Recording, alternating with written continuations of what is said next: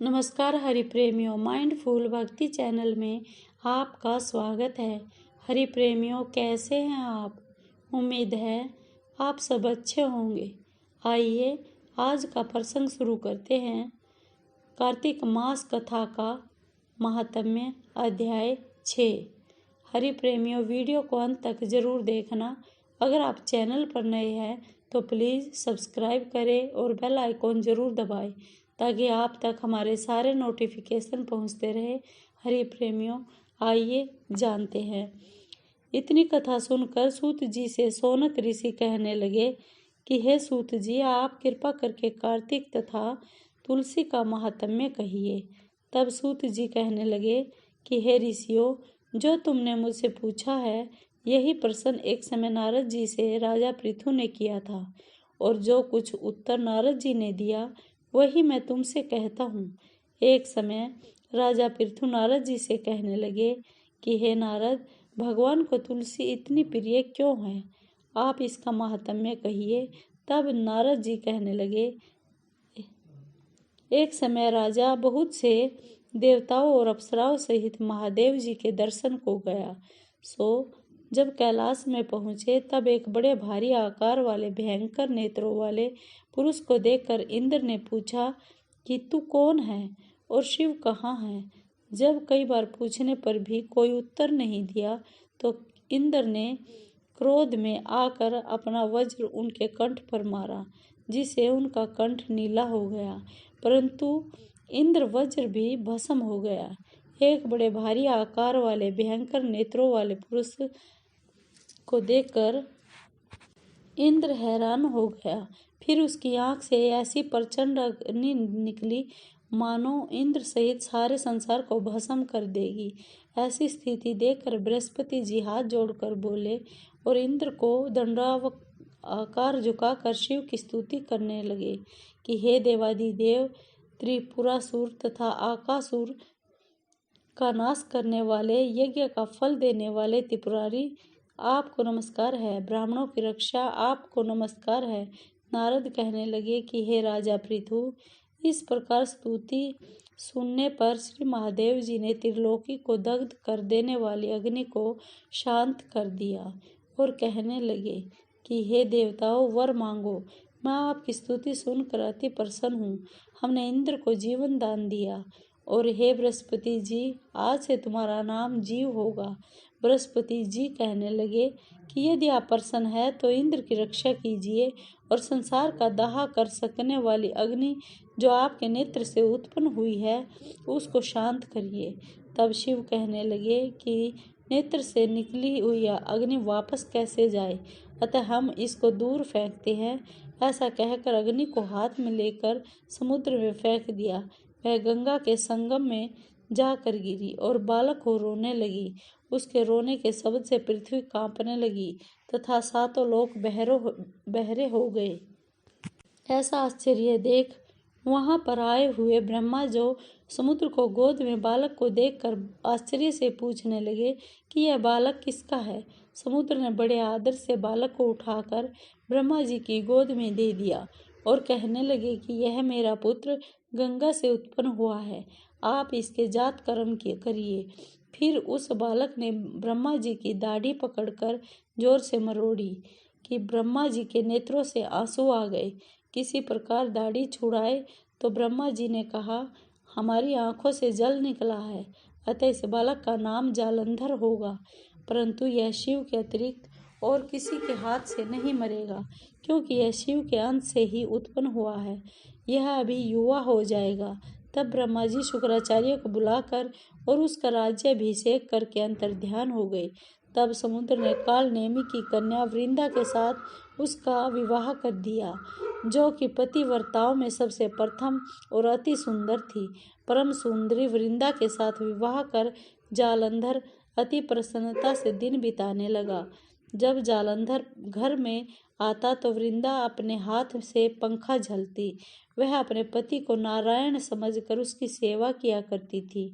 इतना कहकर नारद जी बोले, हे राजा पृथु, देवताओं से डरकर जो सब दैत्य पाताल में भाग गए थे वे जालंधर का अभय पाकर फिर पृथ्वी पर आकर घूमने लगे।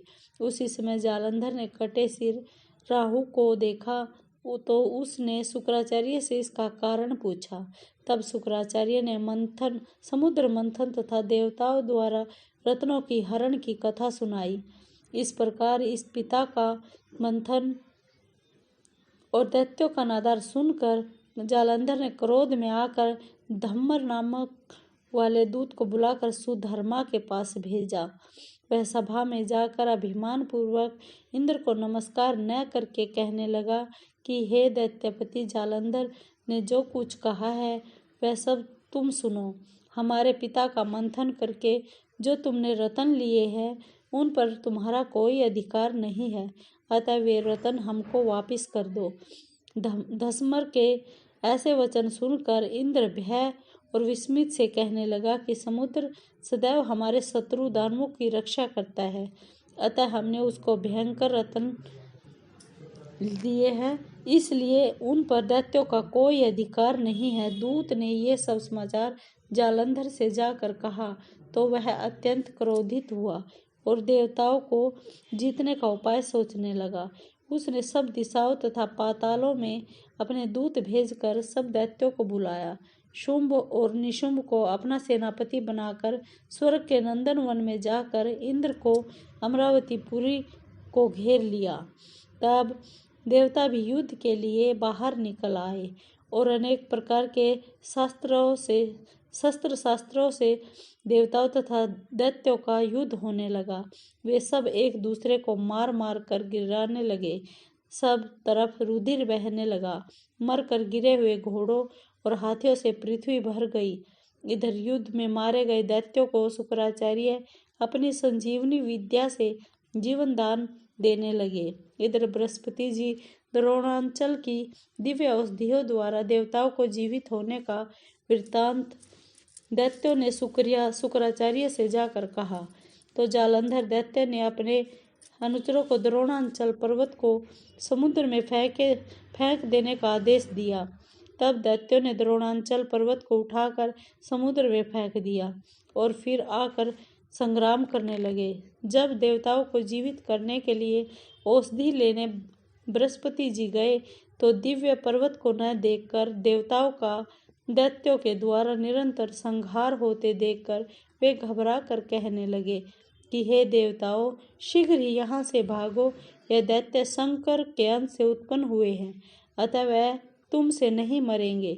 गुरुजी की यह बात सुनकर देवता भय के मारे देशों दिशाओं में भागने लगे और जालंधर दैत्य ने जीत के नगाड़े बजाते हुए देवों की अमरावती नगरी में प्रवेश किया। सब देवता भय के मारे सुमेरु पर्वत की कंदराओं में जाकर छिप गए। सब देवों के भाग जाने पर जालंधर इंद्र की पूरी अमरावती शुंभ निशुंभ अधिकार में सौंपकर स्वयं देवताओं का पीछा करने के लिए सुमेरु पर्वत की ओर चला गया। इंद्रादिक सब देवता जालंधर को फिर आता हुआ देखकर भगवान विष्णु की स्तुति करने लगे। बोले, हे मच्छ कच्छ आदि अनेक रूप धारण करने वाले, भक्तों के दुखों का नाश करने वाले, सारी सृष्टि का पालन तथा संहार करने वाले, शंख चक्र गदा और पद्म को धारण करने वाले, हम आपको नमस्कार करते हैं। भगवान विष्णु देवताओं की स्तुति सुन और उनको दुखी जानकर शीघ्रता से उठ गरुड़ पर सवार होकर जाने लगे तो लक्ष्मी जी ने पूछा कि भगवान आप कहाँ जा रहे हैं? तब उन्होंने उत्तर दिया कि तुम्हारे भाई जालंधर से पीड़ित देवताओं की सहायता के निमित्त जा रहा हूँ। तब लक्ष्मी जी कहने लगी कि भगवान मैं आपकी परम प्रिय हूँ, तब आप मेरे भाई को कैसे मारेंगे? तब भगवान ने कहा कि शंकर से उत्पन्न और ब्रह्मा जी के वचन से हम जालंधर को कदापि नहीं मारेंगे। ऐसा कहकर शंख चक्र और खड्ग लेकर जालंधर के साथ युद्ध के लिए चल दिए। जिस समय भगवान युद्ध के लिए गए तो बहुत से दैत्य गरुड़ के पंखों के वेग से ही मारे गए। पवन से पीड़ित दैत्यों को देखकर जालंधर को अत्यंत क्रोध आया और वह भी विष्णु के सम्मुख युद्ध को आया। उस समय भगवान विष्णु और जालंधर दैत्यों का महाघोर युद्ध हुआ। आकाश मेघों की तरह बाणों से ढक गया। तब भगवान ने जालंधर के ध्वजा, छत्र, घोड़े और धनुष सब अपने बाणों से काट डाले। जालंधर ने भी गरुड़ के मस्तक पर गदा मारी, जिसने गरुड़ को मूर्छित कर दिया। भगवान ने उसकी गदा को अपनी तलवार से काट दिया। फिर दोनों का मल्ल युद्ध हुआ। जालंधर ने भगवान की छाती में मुक्का मारा और उस समय भगवान और जालंधर के इस घोर युद्ध को देखकर सारा संसार भयभीत होकर कंपायमान हो गया। तब भगवान विष्णु ने कहा कि हे दैत्यराज, तुम्हारा और हमारा युद्ध ठीक नहीं है, क्योंकि तुम लक्ष्मी के भाई हो। तब जालंधर ने कहा, यदि आप प्रसन्न हो तो मुझको यही वरदान दे कि लक्ष्मी जी तथा अपने गणों सहित आप मेरे घर में वास करो। एवं मस्तु कहकर भगवान लक्ष्मी जी सहित जालंधर नगर में चले गए। तब जालंधर देवताओं के स्थान पर सब दैत्यों को नियुक्त करके जालंधर नगर में निवास करने लगा, और देव, गंधर्व, किन्नर, यक्ष आदि के पास जो भी रत्न थे वे सब अपने अधिकार में करके निशुंभ को शासन करने के लिए पाताल में भेज दिया। वहां उसने शेष आदि नागों को वश में कर लिया। इस प्रकार जालंधर देव, गंधर्व, किन्नर, यक्ष तथा मनुष्य सब को अपनी प्रजा बनाकर पुत्र समान तथा धर्म नीति से उनका पालन करते हुए त्रिलोकी का राज्य भोगने लगा। नारद जी कहने लगे, नारद जी बोले, हे राजा पृथु, एक समय भगवान के दर्शन करने तथा जालंधर की राज्य लक्ष्मी जी को देखने के लिए हम भी वहां गए। जो भी इस महात्म को सुनता है उन्हें मुक्ति की प्राप्ति होती है। हरि प्रेम